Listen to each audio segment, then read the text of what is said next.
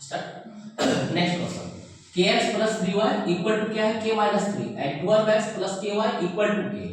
इस question number 13 सबसे पहले लिखना है द गिवन इक्वेशन आर।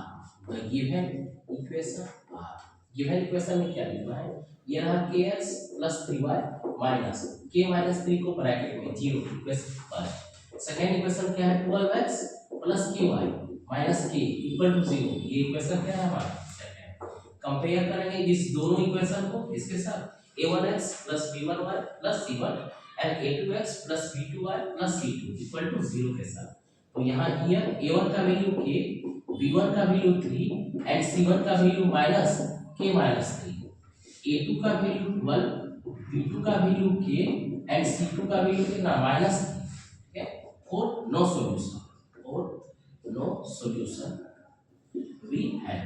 हमारे पास कंडीशन क्या है, a1 upon a2 equal to b1 upon b2 not equal to c1 upon c2। Imply है k upon 12 equal to 3 upon k not equal to minus k minus 3 upon minus k। Minus minus को cancel कीजिए, इस दोनों को comparison करेंगे। ये हो जाएगा k स्क्वायर इक्वल टू 36 यानी k equal two plus minus 6। इस दोनों को कंपैरिजन करेंगे तो ये क्या हो गया, k के साथ ये मल्टीप्लाई हो जाएगा, ये हो गया k square minus 3k equal to 3k, यानी कि नॉट इक्वल टू, यहाँ पे क्या होगा नॉट इक्वल टू 3k। इसको इधर लाएंगे या इसी को उधर लेके जाएंगे, यानी k square not equal to 6k, एक k के साथ कैंसिल, यानी k नॉट इक्वल टू 6।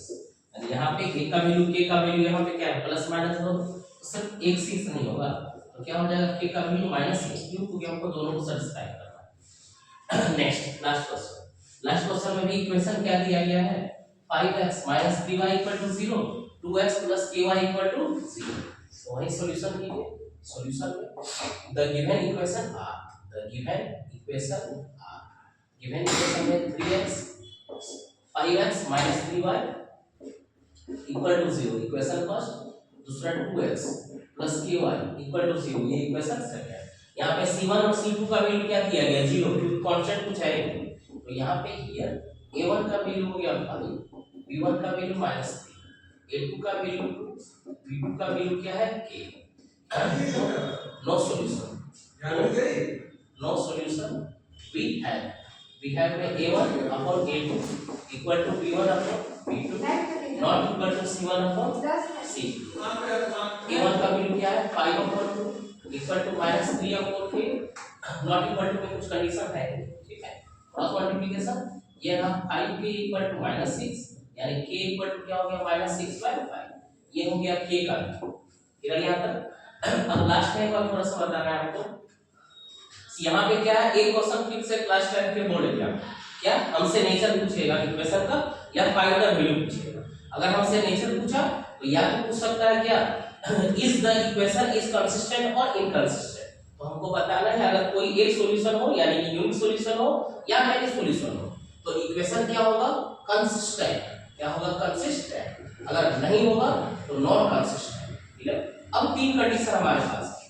पहला कंडीशन क्या होता है यूनिक सॉल्यूशन, यूनिक सॉल्यूशन का कंडीशन क्या होता है a1 upon a2 not equal to b1 upon b2। दूसरा क्या है हमारे पास मेनी सॉल्यूशन, मेनी सॉल्यूशन के लिए कंडीशन क्या है a1 upon a2 equal to b1 upon b2 equal to c1 upon c2, और नो सॉल्यूशन के लिए तो यहां लिख ही चुके हैं। ये तीन कंडीशन आपको याद रखना है, या तो क्वेश्चन पूछ दिया जाता है क्या so that the system of equation has either unique solution, no solution या many solution. Either find the value of k for the system of equation has unique solution, many solution, no solution. Either find the value of a and b if the system of equation has unique solution, many solution and no solution। Clear है?